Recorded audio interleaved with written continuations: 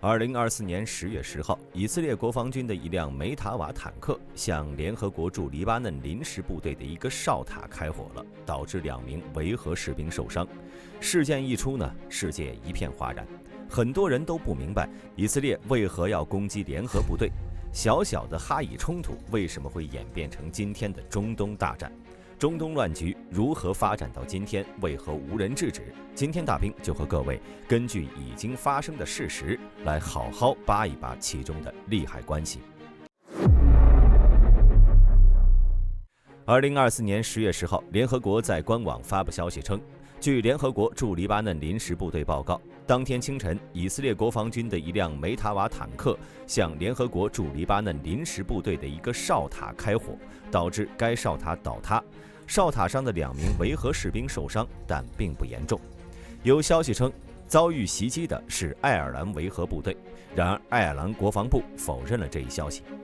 之后又有消息说，受伤士兵呢是意大利国籍的，但意大利国防部虽然指责以色列攻击联合国维和基地，并召见了以色列驻意大利大使，但并没有承认士兵受伤，还补充了一句：意大利军队安全无虞。然而，无论受伤的是哪国国籍，这件事情毫无疑问的都对以色列的国际声誉产生了很大影响。多国外交和国防部门以此事谴责以色列违反了安理会1701号决议。这一事件也标志着自去年哈以冲突以来的中东乱局已经从一场地区性冲突升级为了波及多国的国际性事件。接下来，大兵就为大家梳理一下巴以冲突是如何外溢的。事实上，所谓的巴以冲突的说法是很片面的。从哈马斯发动的阿克萨洪水行动开始，到以色列国防军进入加沙之间的几天内，就有多个抵抗之狐成员同时插手巴以冲突。现在已经身亡的黎巴嫩真主党领导人纳斯鲁拉曾在23年11月3号表示，真主党从10月8号就一直在参与战斗，对以军19个阵地发动袭击。在2024年10月7号，胡塞武装向以色列中部发射了2枚导弹，并开始对红海进行封锁。叙利亚的多个武装组织也在同一时间从北部向以色列发动远程打击。然而，作为抵抗之狐的大哥的伊朗却始终隐藏在幕后，并未直接插手冲突。然而，在半年的高强度冲突中，随着抵抗之狐成员的节节败退，伊朗最后不得不站出来为小弟们站台。24年4月，伊朗驻叙利亚大使馆被以军空袭，造成1名圣城旅准将身亡，这让伊朗的面子是彻底挂不住了。伊朗使用300多枚导弹和无人机对以色列发动了空袭，哈以冲突演变为一场覆盖中东大半地区的冲突。此时，大兵更愿意称其为第6次中东战争。6天之后，以色列利用导弹还击了伊朗，打击目标包括伊朗的核设施。在最初一轮交锋之后，以色列又接连对伊朗进行了2轮打击，而伊朗却无法发动同等规模的报复。之后的一段时间里，双方渐渐偃旗息鼓。大兵认为，此时的伊朗本来是有意下场和以色列爆发全面战争的，但经过简单试探后，发现自己并没有战胜以色列的把握，于是就又怂了，才导致这场虎头蛇尾的闹剧。在大哥伊朗偃旗息鼓之后，以色列得以空出精力来应对他各个小弟。虽然以色列有能力多线作战，但这并不是长久之计。想要获得胜利，就必须将对方各个击破，而其目标呢，落在了黎巴嫩真主党的身上。为什么要选择真主党？我们看看地图就知道了。虽然以色列首要目标是哈马斯，但之前以军已经占领了加沙大部分区域，哈马斯的大量成员被消灭，再难以发动大规模行动，而剩下的则潜藏在地道之中。想要找到他们，不仅费时费力，就算将哈马斯消灭干净，也难以缓解以色列当前面临的多线作战的困局。至于胡塞武装，和以色列中间隔着一个沙特，鞭长莫及，再加上其对红海的封锁，无法直接对以色列的安全产生威胁，优先度就放在了最后。伊拉克和胡塞的情况类似，中间呢有约旦作为屏障，双方只能进行小打小闹了。更重要的是，美军在伊拉克和约旦交界处有多个军事基地，因此以色列无需担心从伊拉克方向的大规模威胁。值得一提的是，从9月28号美军开始撤出在伊拉克的驻军，并将在明年全部撤出，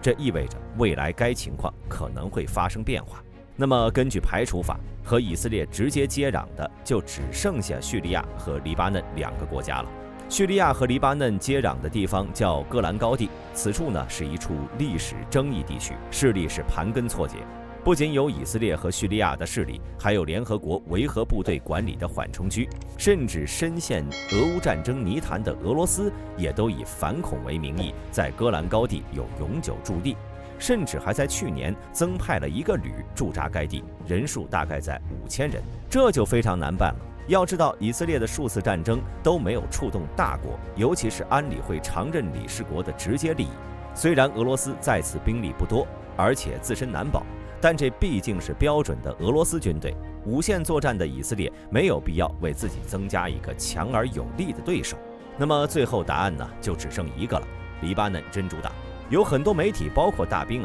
将以色列和黎巴嫩真主党之间的冲突简称为以黎冲突。这其实呢是一种不标准的说法，因为黎巴嫩是一个议会制国家，国家内有260个党派，真主党只是其中一个，并不能代表整个黎巴嫩。其势力3月8联盟在国会大选中，在128个席位中占据了58席。可以猜测的是，以色列很早就准备对真主党动手了。9月17号发生的通讯器爆炸案表明，以色列从数年之前就开始布局了。在摧毁了真主党的通讯系统后，依靠精准的情报，以色列空袭了真主党的地下总部。真主党总书记纳斯鲁拉亦在袭击中身亡。整个真主党的指挥体系都被摧毁了，其继任者宣布无条件停战，但以色列立刻拒绝，并开始要求地面部队进入黎巴嫩南部。也正是这一行为呢，将本次事件的主角联合国给卷了进来。2006年8月，联合国安理会作出决议，要求以色列和真主党停战，并在双方边界部署了15000人的维和部队，这便是联合国1701号决议。虽然以色列并没有公开为什么要袭击维和部队，但大兵猜测这是以色列对维和部队以及联合国的一种示威。其原因在于，早在去年10月，真主党就开始空袭以色列北部了，但维和部队及联合国并没有制止这一行为。然而，所谓的1701号决议本来就缺乏执行性。在做出该决议后，黎以双方的矛盾虽然减少，但并未完全平息。这主要是因为维和部队想要进行军事行动，需要安理会再次做出表率。这就涉及了另一个问题：为什么没有国家势力能够干预即将爆发的第6次中东战争？美国多年来一直是唯一能够对以色列和阿拉伯国家同时施加建设性压力的国家。他在1978年促成了戴维营协议，使以色列和埃及实现了和平。1994年又帮助以色列和约旦达成了和平协议。30年前，以色列总理拉宾和巴勒斯坦解放组织主席阿拉法特在白宫草坪上握手。然而，伊朗呢并不希望美国能够继续扩大在中东的影响力，成为美国在该地区的主要对手，所以美国是不得不加大对以色列的支持，以维持该地区的地缘政治平衡。纽约日报指出，美国和以色列的紧密联盟基于战略、国内政治考量以及两国共同的民主价值。这就意味着华盛顿几乎不可能威胁要减少或者切断武器供应，而对俄罗斯而言，美国对以色列的支援是一个好消息，因为美国加大对以色列的支援，就必定会减少对乌克兰的支援。同时，俄罗斯还极其依赖伊朗的国防技术和无人机，因此从实际利益出发，俄罗斯也并不希望中东冲突停止，反而希望战火越烧越大。在戈兰高地的布局就能看出，他希望在该地区投射影响力，而中东地区的其他大国也没有足够的军事实力来帮助其中的任何一方。他们既不敢同以色列开战，也没法解决巴勒斯坦问题，比如伊朗、沙特和埃及。他们在态度上偏向哈马斯，但却不敢和以色列作对。而对于主角以色列来说，战争一经爆发就很难停止了。这不是一个军事问题，而是一个政治问题。大兵不愿在军事节目里面多谈，只能做出一个可能性判断：以色列总理内塔尼亚胡的政治生命将随着战争的结束而结束。综合来看，中东冲突不仅是历史遗留问题，还涉及代理人战争和大国博弈。每个人既是棋手也是棋子，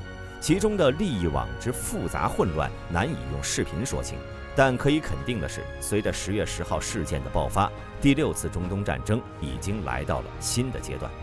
对此，各位有什么看法？欢迎发表在评论区。本期视频到此结束，我是大兵，我们下期再见。